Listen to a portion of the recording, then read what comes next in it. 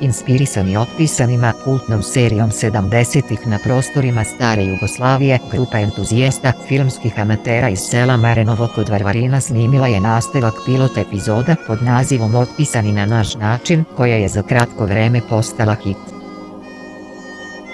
Stefan Miletić iz sela Marenovo kod Varvarina za samo 4 sata napisao je scenario za nekoliko 18-minutnih epizoda Otpisani na naš način po ugledu na omiljenu seriju iz detinjstva. Njegov projekat postao je hit na YouTubeu i društvenoj mreži Facebook.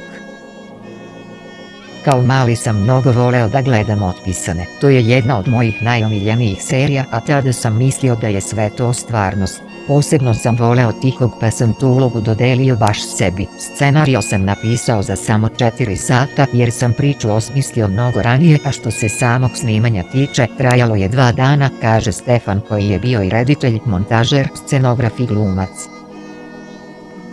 Šmajser od drveta napravio je Ivan koji igra Prleta. Uniforme su pozajmili od komšije, penzionisanog oficira, a šlemove pronašli na kruševačkom otpadu. 3 napuštene seoske kuće poslužile su kao filmske kulise i odlični objekti za scene eksterijera. Premda u Marenovu, selu sa oko 450 žitelja do skora nije bilo glumaca, Stefan ih je sa lakoćom pronašao među prijateljima i rođacima. Života Miletić, Stefanov otac, kaže da pisanje scenarija njegovog sina u početku nije ozbiljno shvatio, ali se priključio snimanju jer im je trebala neka starija osoba u toj epizodi. Ja sam prihvatio to čisto kao igru koju su postavili na YouTubeu i želeo sam da im pomognem u tome. Iskreno, sada sam oduševljen i jako ponosan, kao svaki roditelj što bi bio. Radujem se nastavku, kaže Života. Iako s početka nisu baš razumeli kuda će ih odvesti Stefanov entuzijazam, glumci su ga poslušno sledili. Scenografija je improvizovana na licu mesta, slika je beležena kamerom fotoapara, a ton naknadno nasnimavan pa sinhronizovan, baš kao u neka davna vremena. Zbog toga je, kako kaže, sam proces montaže trajao najduže, čak 2 nedelje.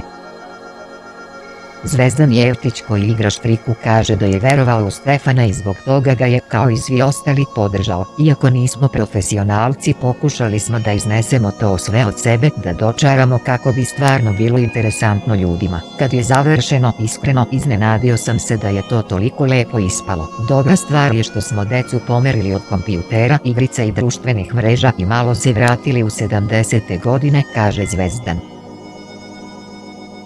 Suzana Jovanović kojoj je pripala uloga Marije kaže da od kada su snimili tu epizodu svi je zovu Marija umjesto Suzana. Gde god da odem po restoranima, ljudi me prepoznaju, u školi svi su brzo saznali za to. Do sada smo se najčešće dosađivali jer u selu nema mnogo zabave. Uglavnom smo vreme provodili uz kompjuter. Ovaj film nas je sve ispunio iako niko od nas ranije nije imao glumačkog iskustva. Posle svega počinjem da razmišljam i da se ozbiljnije bavim glumom, priča Suzana.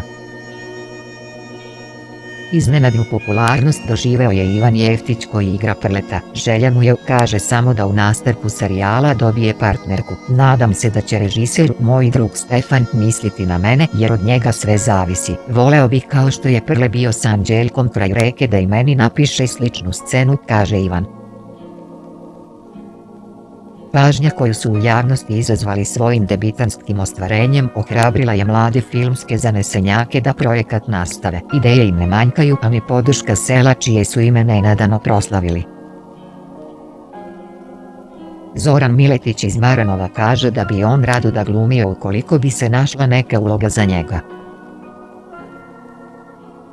Nastavak snimanja planira se odmah iza Božića. Scenario za 10 epizoda Stefan kaže već ima u glavi, ali priču ne otkriva, za sada je, kako kaže, izvesna samo dobra zabava. Ton, slika, ide!